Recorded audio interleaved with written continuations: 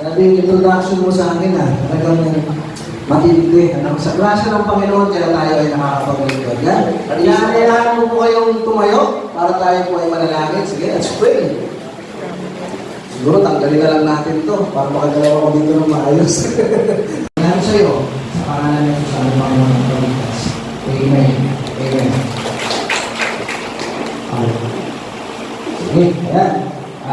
Magiging mo nga yung katabi mo, sabihin mo, good morning. Ay, nakamas ka. Ang guwapo at ang ganda mo sa araw na ito. Ayan, sige. Ayan, ibatiin mo. Ayan. So tayo ngayon ay nasa Book of Romans pa rin. At alam niyo sa Book of Romans, diba? Okay, winning the war within. At ang ating pong topic sa araw na ito ay ang the battle within. Pero bago tayo tumuloy sa ating aralin sa araw na ito, sa topic natin sa araw na ito, balikan muna natin yung mga nakaraang linggo, yung mga nakaraang topic natin. No? So, sabi dito sa mga nakaraang topic natin, next, yeah. What's our real problem? Ano ba yung tunay nating problema? No? Ano ba yung tunay na problema natin? Ano po? Sin. Tama. Yung ating kasalanan. Bakit ba tayo nagkaroon ng kasalanan? Kasi nabana natin sa ating unang mga magulang. Kanino? Kay Adan at Eva. Kaya nga sabi ng ibang nakakausap ko, sabi nila sana si Adan at si Eva na lang ay naging Pilipino. Para hindi tayo nadamay sa ating mga kasalanan. Kasi kung naging Pilipino sila, hindi yung prutas ang kakainin nila, yung ahas. Okay. So, ito, nadamay tuloy tayo. Doon dahil sa kasalanan ng ating mga sinaunang magulang. So, next, at ang sabi sa Romans chapter 1 and 2, we are all under the wrath of God. Ano ba yung wrath na to? Ang dahil doon sa ating mga kasalanan, no, napuot at sobrang tindi ng galit sa atin ng ating Panginoon. Bakit? Kasi sabi dito, therefore, no one will be declared righteous in God's sight, no? By the works of the law. Rather, through the law, we become conscious of our sin. Wala raw na pawalang sala sa pagsunod ng mga kautusan. Pagkos ito lang tayo nagpapakita sa atin na talagang makasalanan tayo. Sabi sa Romans 23, for all have sinned and fall short of the glory of God. Walang nakarating sa alwalatian ng Panginoon at lahat tayo makasalanan. Naniniwala ba kayo doon? Bata pa nga lang, hindi mo naman tinuturuan yung alam mo. Nagmumura na. Nananapak na ng kalaro. Kasi nasa nature natin yung magiging makasalanan. At sabi sa Romans 23, for all have sinned and fall short of the glory of God. Lahat tayo makasalanan. At alam naman natin, ang sabi, ang kabayaran daw ng kasalanan, or the wages of sin, ayaw kumana, ito, yun, for the wages of sin is death. No? Ang kabayaran daw ng kasalanan ay kamatayan. Brother Rod, totoo ba talaga na pag ako ay namatay, ay mayroong pag-uukong talaga? Sabi sa Hebrews, it is appointed for man to die once, and after this, the judgment. So, totoo po, na tayo ay mamamatay physically. Ito, di ba may mga kakilala nga kayo ngayon, wala na. Di ba? Totoo realidad sa buhay natin yan. At pagkatapos sa kamatayang pisikal, tayo ay haharap sa pag-uukong. Haharap tayo sa trono ng Panginoon. At dyan natin malalaman kung tayo ba ay mapupunta sa heaven or sa oven.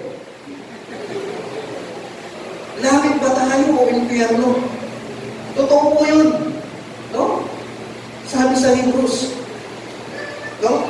At ang sabi dito, but cowards and believers, the corrupt, the murderers, the immoral, those who practice witchcraft, idol worshippers, and all liars, their faith is in the fiery lake of burning sulfur. Meron talagang mapupunta sa impyerno. And that is the second death. Ano yung sabihin ng second death? Ito yung ikalawang kamatayan. Ibig sabihin, separation from God. Ibig sabihin, ang Panginoon ay nasa langit. Ito mapupunta dito, hindi mapupunta sa impyerno. And that is the second death. So bakit kaya cowards and believers? Kasi i-judge sila according to their deeds, according to their actions. Ito yung mga hindi naniwala na salvation ay makukuha sa Panginoon Jesus, kaya tanungin mo yung sarili mo, meron na ba akong Diyos sa buhay ko? Tinanggap ko na ba yung Panginoong Jesus sa buhay ko? Tanungin mo yung sarili mo ngayon. Marahil sasabihin mo, ayoko mapunta dyan, Brother Rod. Meron bang solution? What's the real solution? At dito sa susunod na slide, ipapakita sa atin yung illustration na yung isang tao na to nagbigay ng debt. Kilala niyo to? Hindi si Pakiko yan, ha? Kasi malabas eh, bigote eh. Sino siya? Si Adolf Hitler. At alam naman natin, kung babasahin natin ang kasaysayan, siya yung responsible sa kamatayan ng maraming Hudyo noong panahon niya. Pero itong isa na to na ipapakita ko sa inyo, naging blessing siya sa atin. Dahil hanggang ngayon, napapakinabangan natin yung kanyang mga na-invento. Siya si Louis Pasteur. No? Siya yung naka-invento ng gamot sa anthrax, siya yung naka-invento ng gamot sa rabies, siya rin yung naka-invento na kung saan yung gatas ay makukonsume natin ng ligtas. Yung tinatawag na process of pasteurization. So kung makikita natin, yung isa nagbigay ng death, at yung isa naman nagbigay ng healing. At sabi dito sa 19th century at 20th century, si Louis Pasteur daw ay nakatulong para mapahaba yung buhay natin dahil sa kanyang likha. So yung isa nagbigay ng death, yung isa nagbigay ng healing, at connect natin sa susunod nating slide kay Adan at sa Panginoong Jesus. Ang dahil kay Adan, no? Na-open daw yung kasalanan. Napukas tayo sa kasalanan. At tayo, namahalan natin yun. Nagresulta daw yun ng ano? Ng death at condemnation. Kaya kung hindi pa tayo nakakilala sa Panginoong Jesus, tayo ay patay spiritually. At dahil doon tayo ay hakatulad, tayo ay na-condemn. Mabuti na lamang. No? Sa Genesis 3:15 pa lang, na-prophesy na agad yung redemption na gagawin ng Panginoong Jesus. No? Sabi rito, Jesus' obedience opened the door for grace. Lagi na babagit ang grace na yan. No? Sino ba yung grace na yan? Ito yung bagay na meron, binibigay sa atin ng Panginoon sa kabila ng hindi tayo marapat dapat. Bakit? Pinabanal na daw tayo at ginawa na tayo marapat dapat. Makatwiran sa harap ng Panginoon. Yun yung sinasabi dito sa atin. No? Brother Rod, talagang ang Panginoong Jesus ba ang solusyon? Yes. The only solution is the Lord Jesus Christ. Kaya, marahil sa oras na to, tanungin natin, ano na talaga ang Jesus sa puso mo? Brother Rod, mabait naman ako eh. Gumagawa nga ako ng mabuti sa kapwa ko eh. Mabait ako sa pamilya ko, mabait ako sa mga katrabaho ko, mabait ako sa mga kapitbahay ko, mabait ako sa lahat ng mga kaibigan ko. So, ibig sabihin, Brother Rod, langit na ako, kasten ako sa langit na ito, Brother Rod. Brother Rod, nagsisimba nga ako eh. Subawas na yung mga kasalanan ko. Pero ano sinasabi dito? Sabi rito, religion does not save people. Only Jesus. So, hindi tayo naliligtas sa ating mga mabubuting gawa. Kundi naliligtas tayo dahil sa pagtanggap natin sa Panginoong Jesus ng buong puso natin. Authentic, genuine, totoo na pagtanggap sa ating Panginoon. So, sabi rito, intindihin natin ito Sabi rito, for the wages of sin is death, but the gift of God is eternal life through Jesus Christ our Lord. For the wages of sin is death, dapat daw ang magiging kapayaran ng kasalanan ay kamatayan. At dapat tayo yung mamamatay. Alam niyo yung mga nakaraang topic? Meron doon pinakikita na si Jesus Christ at si Barabas. Sikat din si Barabas, no? Pagkamahal na araw, di ba? Okay, sikat yan. Hinahanta yan eh. No? Nung sila ay nasa harap ng mga Hudyo, ang ganda naman illustration din eh. No? Si Barabas at si Jesus ay nasa harap ng mga Hudyo. At si Poncio Pilato ay nagsalita. Sabi niya, sige, dahil ngayon ay Feast of the Passover, piyesta ng Paskwa, sabi gano'n. Bigyan natin ng pagkakataong makalaya yung isa. At anong sinabi ng mga Hudyo? Sino pinalaya nila? Si Barabas. Palayain si Barabas, palayain si Barabas.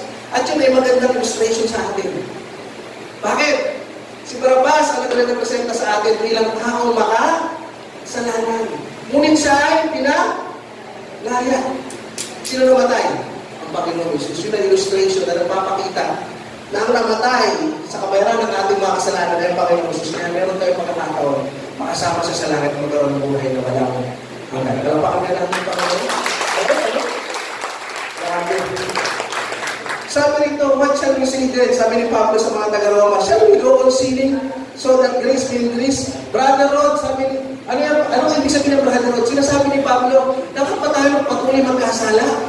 Kasi kapag nagkakasala tayo, andyan naman yung grasya ng Panginoon eh. So mas maraming kasalanan, mas maraming disgrasya, yari ka dyan. Maganda na namin yung pananaw. Disgrasya, hindi grasya. Sabi rito, seriously, kung tayo ay nasisiyahan pa rin sa kasalanan, kung nasisiyahan pa rin tayo sa kasalanan, tanungin mo sarili mo, bakit anong sabi sa Bible? If you are in Christ, you are a new creation. The old has gone and the new has, ibig sabihin, galit ka na rin sa kasalanan kasi ang nature mo ngayon ay pinalitan na. Ang nature mo ngayon ay hindi na connected kay Adam, kundi connected na kay Jesus. Kaya tanungin mo, totoo ba ako na malagim? Bakit? Anong sinasabi tungkol sa ating katawan? Sinasabi dito, do you not know that your bodies are temples of the Holy Spirit? Ang katawan mo raw ay ano? Templo ng banal na Espiritu. Who is in you, whom you have received from God? You are not your own. Yung katawan daw natin na ito ay hindi na atin. Bakit? You were bought at a price. Anong pinambayad daw sa buhay natin? Ang dugo at ang buhay ng Panginoong Jesus. At kung tayo na yun, pag binayaran ka ng isang tao, ikaw ay magiging kanyang alipin. So dapat tayo, binayaran tayo ng dugo at buhay ng Panginoong Jesus. Dapat tayo ay alipin ng Panginoon. At sumusunod na tayo sa Kanya. Sabi dito, therefore, honor God with your body. So gamitin daw natin yung katawan na to para mabigyan ng glory ang Panginoon. Bakit? Ano sabi sa Bible? Whether you eat or drink, do it for the glory of God. So kahit ang gawin daw natin, dapat magbibigay ng luwalhati sa Lord. Ayan. Bakit? Christ suffered and died for you. Napatay ang Panginoon, nagpakasakit siya sa krus para sa iyo. Ano ba? He redeemed you. Ano yung sabihin ng redeem you? Pinubos ka niya. Na dapat tayo, diretso na tayo sa impyerno. Pero tinubos na tayo at nagkaroon tayo ng pagkakataon kasama siya sa langit. Ano ba? Niligtas ka niya. At sa kabila na tayo ay makasalanan, sa kabila na tayo hindi karapat-dapat, ginastify na tayo, at sinartify na tayo, binabanal na tayo, binanutan na tayo na ginawa na sa krus. Kung kaya ang Panginoon hindi na tinitignan yung ating kasalanan, makasalanang pagkatao, kundi yung kaligtasan na nabinigay ng Panginoon, kaya tayo naging malinis. Amen? Amen. Oh? So, what shall we say then? Papatuloy ba tayo sa kasalanan? No? Papatuloy ba tayo? Sabi ni Pierre, abusado ka. Abusado ka. Diba? Abusado ka naman. Huwag mo kapusuhin. Bakit? Ang grasya ng Panginoon ay hindi lisensya. Grace is not license to sin. Ang grasya, ginagamit yan, no? Ginagamit yan, hindi sa negatibong bagay. Ginagamit ang grace sa positibong bagay.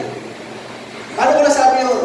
Halimbawa, nagkakasala ka pa rin, tapos sasabihin mo, grasya lang naman ako ng Panginoon, kaya nagagawa ko pa rin ito.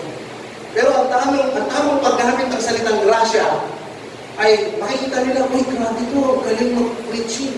Uy, ang galing na tumugtog para sa Panginoon. Nakikita ko yung pagbabago sa kanya. Brad, iba ka maglingkod. Sis, iba yung nakikita ko, nagsipag mo para sa Panginoon. Anong sasagot ko? Grasya ng Panginoon. Doon ginagamit yun. Hindi para mapagtakpan yung ginagawa mong kasalanan, kundi para ma-appreciate mo yung ginagawa sa inyo ng Panginoon, kaya nababago ka. Kung makikilala nyo ako dati, ibang road to, talagang road. Road.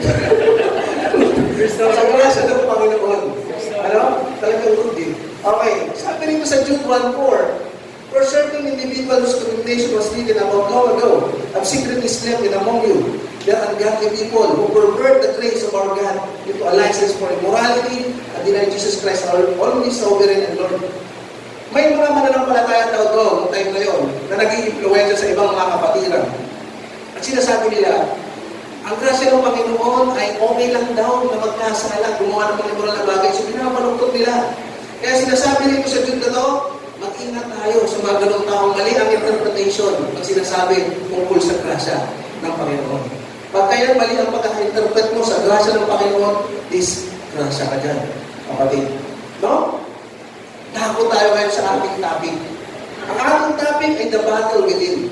Isa sa pinakamahirap labanan ay yung ating sarili. Isa sa pinakamahirap labanan, naniniwala kayo doon? High blood ka.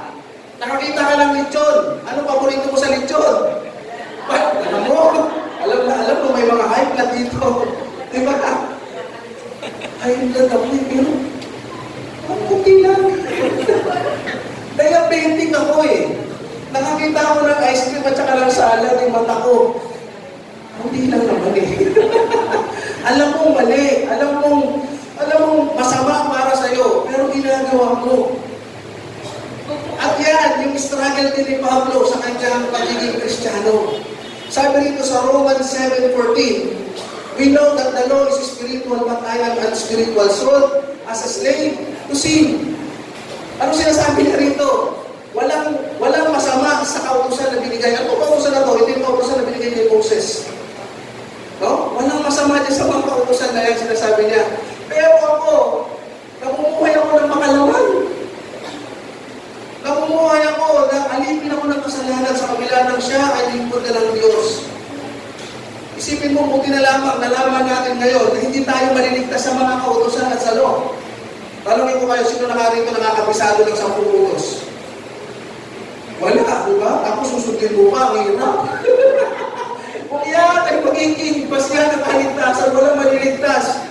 Kasi hindi mo kakabisado. Di ba? Hindi masama yung law. Pero sabi niya, hindi ako nabubuhay sa law eh. Ay, hindi ko na isasambuhay. At alam niyo, nung nababasa ko to, nag-encourage ako. Kasi nakita ko yung accomplishments ni Pablo pagdating sa paglilingkod. At sabi ko si Pablo, nagkakaroon din pala ng struggle. Sabi ko, parehas kami. At marahil nakukuha dyan, sasabihin mo, parehas kami. Parehas kayo. Kasi lahat yan, yan ang nararanasan natin bilang Kristiyano. Na kahit na tayo mananampalataya na, mag-struggle tayong nararanasan. At ang pinakamahirap labanan ay yung ating sarili. At ipagpapatuloy pa yan dito sa verse 15. I do not understand what I do, or what I do, do. Puro to. I want to do, I do not do. But what I hate, I do. And if I do, what I do not want to do. I agree that the law is good as it is. It is no longer I myself who do it, but it is as Him living in me. Ano sinasabi niya rito? Yung gusto kong gawin, hindi ko magawa, yung mga mabuting bagay. Pero yung ayaw kong gawin, dahil pinasusungaman ko ang kasalanan, yun ang nagagawa ko. Yung sinasabi dito ni Pablo. Nagkakaroon na siya ng struggle sa kanyang sarili. Ayoko talaga ito. Lord, ayoko talaga manood ng porno. Sumasayaw sexy. Lord, ayoko na talaga magmaritis. Andiyan na naman sila, paano yung kulitis? Lord, ayoko na talaga magsapong eh. Pero niyaya nila ako ito, may Kristo rin ito eh. Ang hirap. Ang hirap. Yun ang sinasabi dito ni Pablo, may struggle siya sa loob niya. Hindi ko kaya Lord eh. At marami ngayon, habang kinakausap ko kayo dito, nakaka-relate kayo. Dahil may pinagdadaanan din kayo mga struggle sa buhay niyo. Sa faith ninyo, sa pananampalataya ninyo, kung isa gusto mo naman sumuko eh. Kung naman, struggle na naman ako. At kung minsan pag nagawa mo na, kung ka magsisisi. Kaya pag nagawa mo na, pagtapos na, Lord, sablay na naman ako. Nagawa ko na naman. Lord, nakapanood na naman. Ano ba naman kasi? Sige. Nakaka-relate kayo. Pinag-struggle ni Pablo. Parang ganito. Sabi rito, pakiusap, bawal magtapon, meron itong pamis mo nagtapon. Tigas na mukha. Ano sabi pa, bawal tumawid, may namatay na dito. Sabi nung araw, nababasa ko yan, sabi, bawal tumawid, may multa. At tigas pa rin ang ulo, bawal tumawid, may nakamamatay. Kung tumagal na kayo, matigas pa rin ang ulo, bawal tumawid, may namatay na dito. At ito matindi, tatawid pa rin siya. Ang tigas ng ulo. Ito matindi. Bawal umihin. ayaw natin, yun ang ginagawa natin. Yan yung struggle ni Pablo. Para mas maunawaan natin, bakit meron tayong ganito sa buhay natin? Kasi may dalawa tayong, kapanganakan. Yung first birth, at saka yung second birth, paliwanag natin na mabilis. Sabi dito sa first birth natin, yung physical life. Yung physical life na yan yung pinanganakan ng mga ina. No? Yan yung first birth mo. Ang second birth mo, nung tinanggap mo ang Panginoon ito, at ikaw ay naging born again. Pangalawa, ikaw ay pinanganak kay Adan. Kaya mahirap talaga sa lahi ni Adan, no? Kaya dapat naging Pilipino na lang talaga sila. At siyempre, sa second birth mo, dahil born again ka, pinanganak ang ulit sa pamamagitan ng Panginoong Jesus. No? Sa first birth mo, yung flesh, yung mga laman mo, yung mga mundo, ay mahal ang kasalanan. Pero kung ikaw pinanganak ka sa Panginoon, you are no sin. Ibig sabihin dito, kinasusok naman mo na ang kasalanan. Yun ang nature na yan. Sa first birth mo, simple nature. Makasalanan, nature. Pero sa second birth mo, sinless. Pag sinabing sinless, hindi talaga nagkakasala. Hindi sinless, hindi konti lang ang kasalanan. Hindi sinless talaga. Bakit? Yan yung ibinigay sa'yo ng Panginoon kasi nakaready yan for eternity. Kasi sa langit, wala ang anong beer?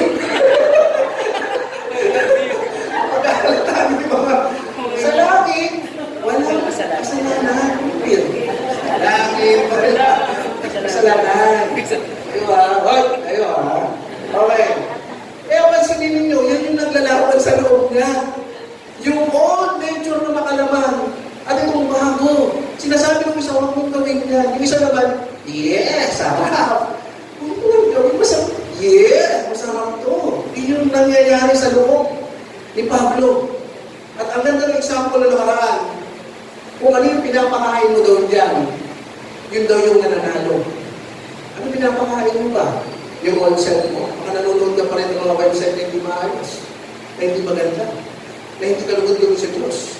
Pero pag ginagawa mo ay nanonood ka ng mga preachings, nanonood ka tungkol sa ikalala mo sa Panginoon, kapag lalabanan mo siguro yung mga bagay na nakastruggle ka, yun yung sinasabi dito. No? Ito, pinagpatuloy niya pa. Sabi niya dito, for I know that good itself does not dwell in me, that is in my sinful nature. For I have the desire to do what is good, but I cannot carry it out. For I do not do the good I want to do, but the evil I do not want to do. This I keep on doing. Pero alam niyo, habang binabasa ko to, ang ganda ng realization ko rito eh. Ito na-realize ko. Sa totoong Kristiyano na tumanggap sa Panginoon, ang struggle ay sign ng salvation. Bakit? Kasi ikaw, kung hindi ka pa tumatanggap sa Panginoon, pag gumagawa ka ng mali, anong nakaramdaman mo? Masaya. Di ba? Kapag gumagawa ka ng mali, holding us when walking pa kayo sa Satanas. Di ba? Pero kung ikaw ay naging Kristiyano na, ganit ka na eh. And that's a sign of salvation. Dahil yung bagong nature mo, nilalabanan na yung old nature mo. Dahil nabuhay na, activated na yung spiritual life mo. Amen? May isang kabataan nagtanong sa isang pastor. Sabi ng isang kabataan, Pastor, lagi na lang natin sinasabi ng kasalanan yung mabigat.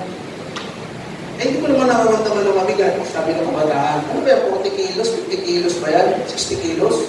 Sabi niya, ganun yung pastor biglang napaisip. Tapos sabi ng pastor, sige, halimbawa ganito, may patay. Patuwa ko ng 500 kilograms siya, ng kilos. Tingin mo mararamdaman niya, sabi ng kabataan, hindi. Ganun din tayo.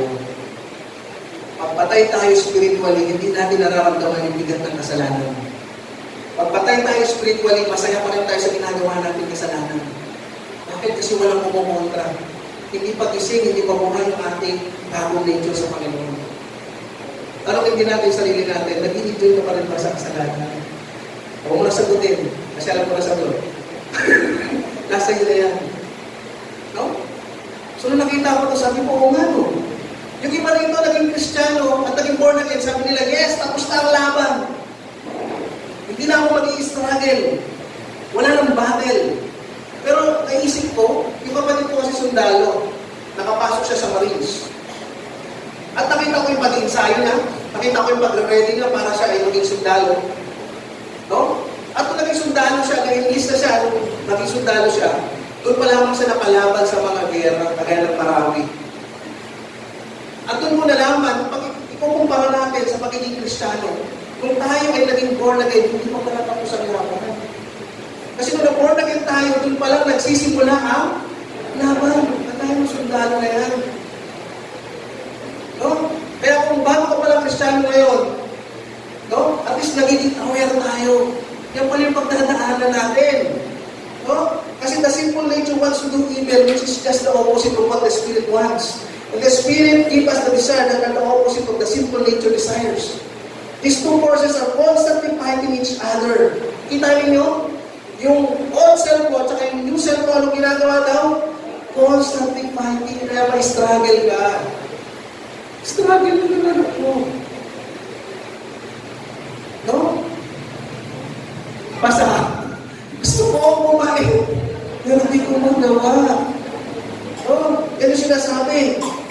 Kasi meron nga dalawang nature. Yung old self natin, at saka yung new self natin. Yan yung naglalaban. No? Sabi nito, now, if I do what I do not want to do, it is no longer I who do it, but it is sin living in me that does it. Hindi sinasabi dito na, yes, magpatuloy tayo sa mali, magpatuloy tayo sa kasalanan. Ang sinasabi dito ni Pablo, patuloy ako nakakagawa ng mga wrong choices. Palagi ako nakakagawa ng mga wrong moves. Yung sinasabi nga dito, hindi sinasabi kung patuloy tayo sa kasalanan. Lagi ako nakakagawa ng mali.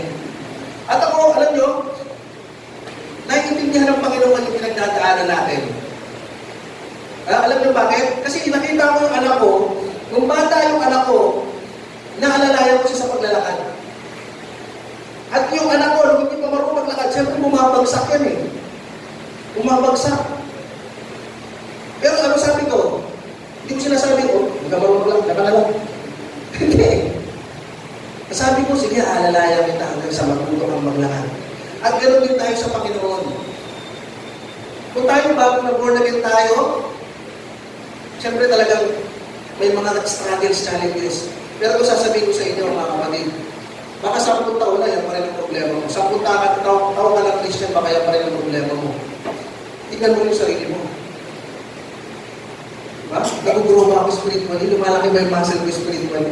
Baka 15 years ka ng Christian, yan pa rin yung struggle mo. Yan ang sinasabi dito. You have to grow, you have to...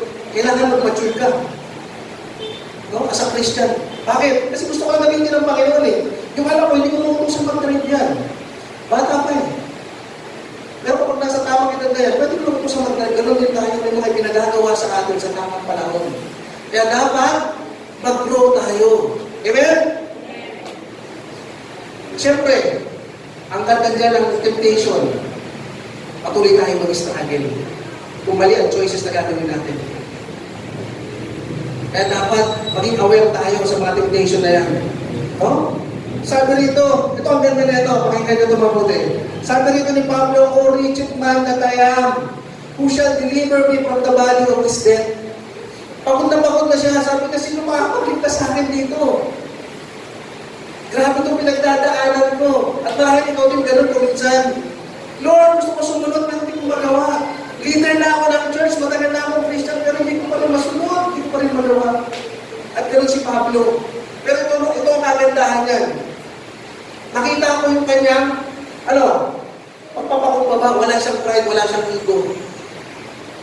No? Ano sabi niya rito? Who shall deliver me from the body of his death? Ano sabi niya? Kailangan ko ng tulong. Ikaw, pag nag-struggle ka ba, humingi ka ng tulong? Pag nag-struggle ka ba, nagpapakumbaba ka, yes, kailangan ko ng tulong. Tulungan niyo ako. O sinasarili ko, kaya patuloy na sumasablay. Dito makikita mo, pagod na siya. At sabi niya, kailangan ko ng highest being para matulungan ako sa pinagdadaanan ko, struggle within me. No? Sabi niya, how do we win? Kung nakakaranas ka ng battle sa loob mo, how do we win the battle? Sinasabi dito, thanks be to God through Jesus Christ our Lord. Ang Panginoon lang talaga ang makakasagot. At makakatulong sa ating battle. No? Sa oras na ikaw yung maharap sa battle, ipanalangin mo na tulungan ka niya. At sabi ni Pablo, ang Panginoon ang kasagutan. No, I cannot but Christ can. I cannot but Christ can. Ano yung sabihin ng Christ? Letter C, confess your struggle to God. Lord, makasalanan po ako. Lord, nagdadaan ako itong pornography na ito, itong mga bisyo, hindi ko pa rin maiwan. Lord, manatest pa rin ako eh. Lord, ito yung mabigat sa akin na hindi mo talaga malagpasan. Aminin mo sa Panginoon.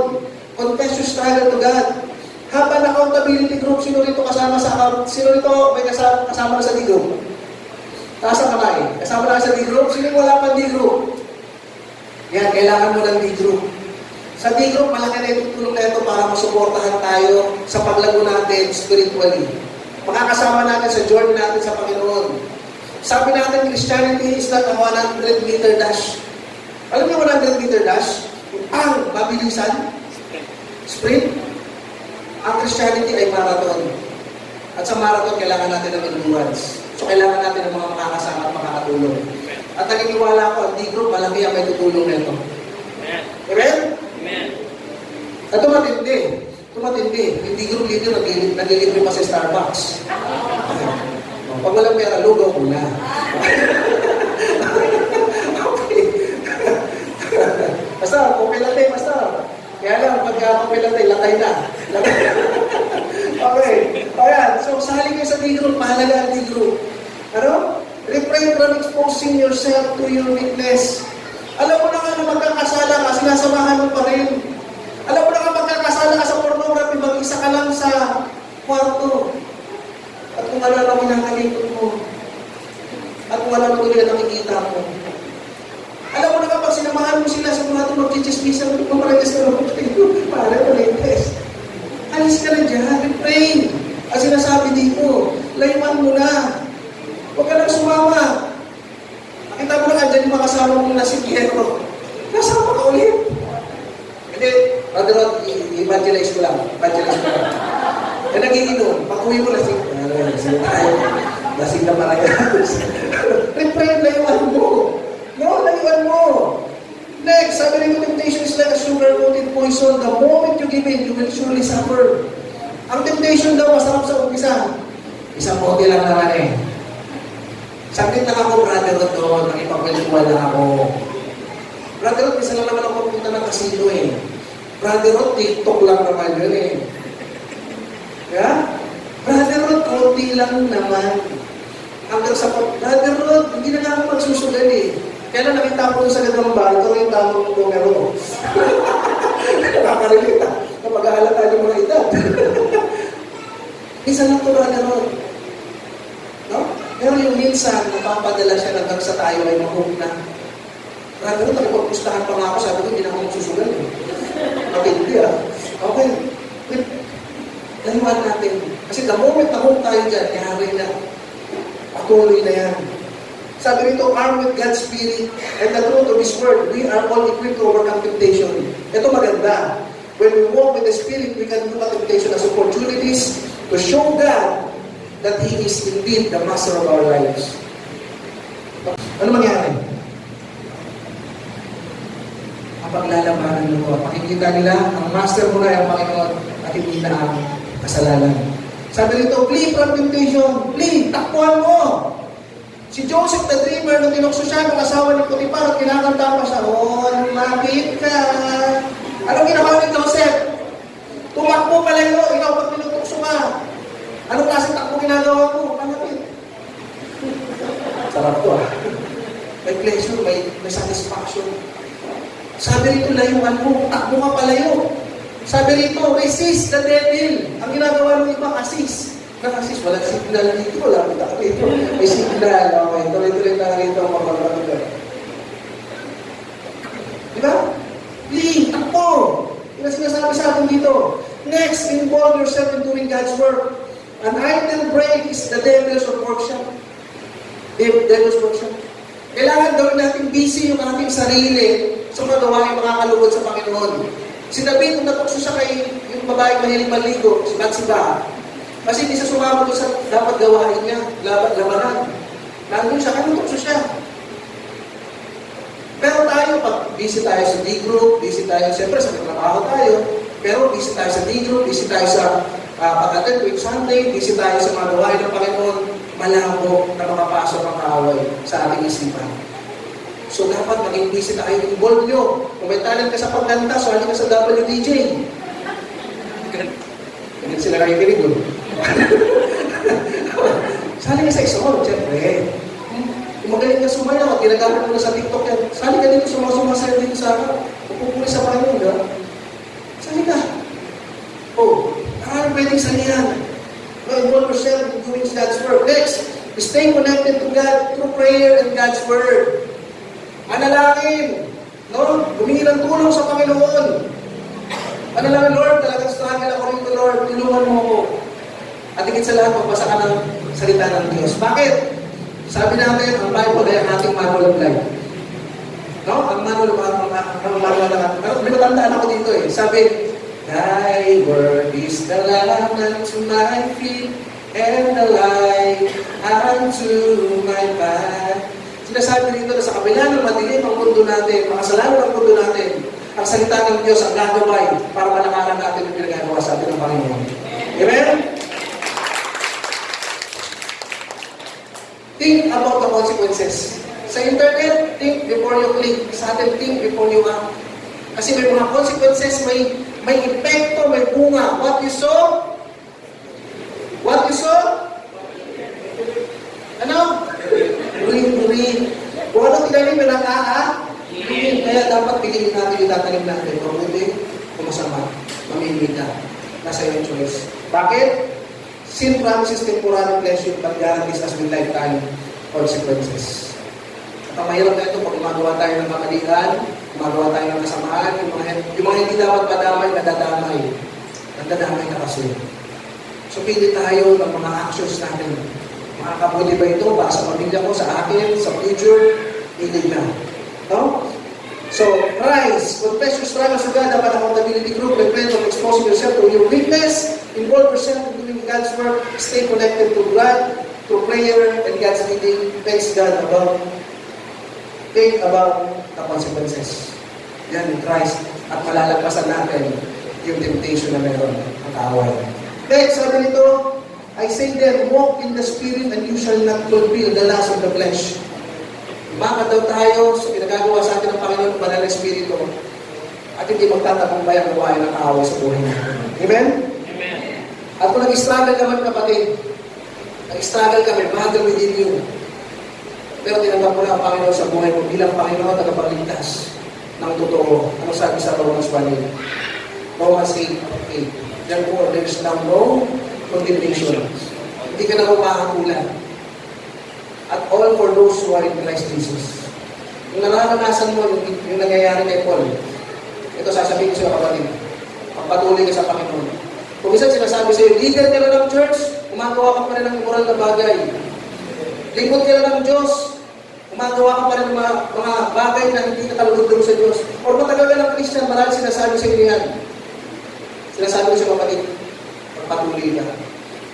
Kasi mayroong divine purpose na bakit ka ng buhay dito sa mundo. Hindi ka aksidente. Meron siya may pinagagawa sa iyo. Mahalaga ka sa Diyos. At sa salitang mahalaga, nandun yung salitang mahal. Pero na lamang yung pagmamahal ng Panginoon sa sanlibutan na ibinigay niya ang kanyang bugtong na anak. Upang sino man na hindi mapahamak, tapos magkaroon ng buhay na walang mahalaga ka sa Diyos. Kaya pagpatuloy. Amen? Naiyaman tumayo. It's okay. Kapatid, naiyaman ang pumigil. Naiyaman ang pumigil. Kung sa tingin mo, no? Habang nakapigil ka, no? Kung sa tingin mo, ikaw ay nakakaranas pa rin ng struggle at mahagal kagaya ng Paul. At kumisan, parang ito na yung magiging dahilan para ikaw ay sumubok. Tandaan mo kapatid, mahal ka ng Diyos. At sa oras na to, inihintay ka niya na muling ginagumit. Muli mong ihandog yung buhay mo sa Kanya. At aminin sa Kanya na sa kabila ng pagtanggap mo sa Kanya bilang Panginoon at Tagapagligtas, struggle ka pa rin. Aminin mo sa Kanya at sundin mo ako sa panalangin na ito. Panginoong Jesus, aminado ako. Inamin ko na lumok pa rin ako sa kasalanan. Lumok pa rin ako sa putikan ng kasalanan na ito. Kaya Panginoon, sa sandaling ito, inihingi ko ang iyong gabay. Hindi mo kayang mabuhay na ako'y nag-iisa. Hinahangad ko, Panginoon, ang iyong presensya. Na sa journey ko na ito, bilang Kristiyano, ay sasamahan mo ako. Kapatid, taas mo yung kamay mo at umamin ka na ikaw ay makasalanan sa Diyos. At sa sandaling ito, i-recommit mo uli yung iyong buhay. Sabi mo, Panginoong Jesus, muli kitang tinatanggap bilang aking Panginoon at Tagapagligtas. Pangunahan mo ako sa aking buhay na ito. Samahan mo ako sa journey ko na ito. Lord, ikaw ang aking pag-asa. Ikaw ang aking buhay. At mula ngayon, iahandi ko ang buhay na ito para purihin ka, sambahin ka, at itaas ka sa lahat ng bagay. Salamat sa pagmamahal mo. Salamat, Lord. In Jesus' name we pray. Amen.